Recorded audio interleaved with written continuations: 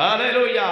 நம்ம பெருசா நினைப்போம், ஐயோ உலகம் உலகம் உலகம் உலகம் உலகம் உலகம், உலகத்துல போனா பாவம், உலகத்துல போனா சாபம், உலகத்துல போனா குடி, உலகத்துல போனா விக்கிரகம், உலகத்துல போனா அது, உலகத்துல போனா இது, உலகத்துல போனா அப்படி, உலகத்துல போனா இப்படி, உலகத்துல போனா இந்த பேச்சு அந்த பேச்சு, அந்த வாழ்க்கை இந்த வாழ்க்கை.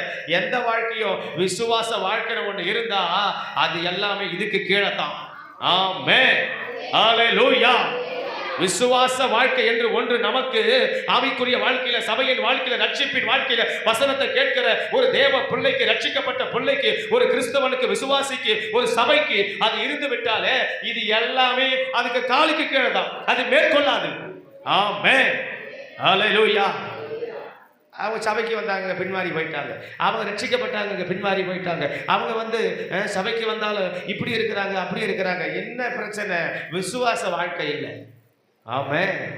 விசுவாசிக்க வேண்டிய தேவனை விசுவாசிக்கல, விசுவாசிக்க வேண்டிய வசனத்தை விசுவாசிக்கல, விசுவாசிக்க வேண்டிய பரிசுத்தாவியை விசுவாசிக்கல, விசுவாசிக்க வேண்டிய பரலோக ராஜ்யத்தை விசுவாசிக்கல, விசுவாசிக்க வேண்டிய இரண்டாம் வருகையை விசுவாசிக்கல, விசுவாசிக்க வேண்டிய தேவன் எழுதி கொடுத்த இந்த வார்த்தையை விசுவாசிக்கல.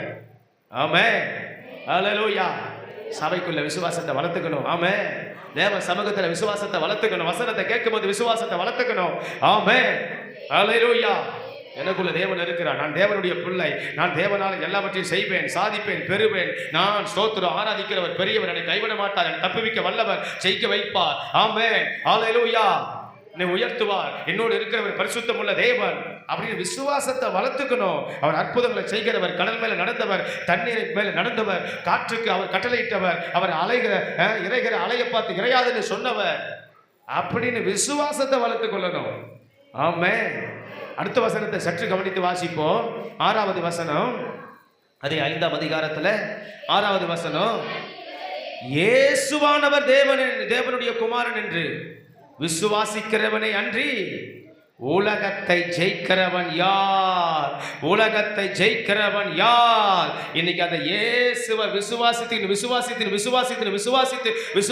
ஒரு பிள்ளை எப்பவுமே அந்த நினைவோடு சிந்தையோடு இருப்பாங்கன்னு சொன்னா, ஆமென். வாயில விசுவாசத்தை பேச, எதிராளி கிட்ட விசுவாசத்தை பேச, அடுத்த நபர்கிட்ட பேசும்போது விசுவாசத்தை பேச, குடும்ப நபர்கிட்ட விசுவாசங்களை பேச, சோத்திர தோல்வியை சந்திக்கும் போது விசுவாசத்தை பேச, விசுவாசத்துக்கு முன்பதாக விசுவாசத்தை பேச, நம்ம எதிரான சூழ்நிலைக்கு முன்பதாக விசுவாசத்தை பேச, நாம ஸ்தோத்திரம் பெரிய கஷ்டங்களை சந்திக்கும் போது அந்த கஷ்டமான நேரத்தில் விசுவாசத்தை பேச நாம செய்யும் போது இவங்களை தவிர்த்து வேற யாரு ஜெயிக்க முடியும்?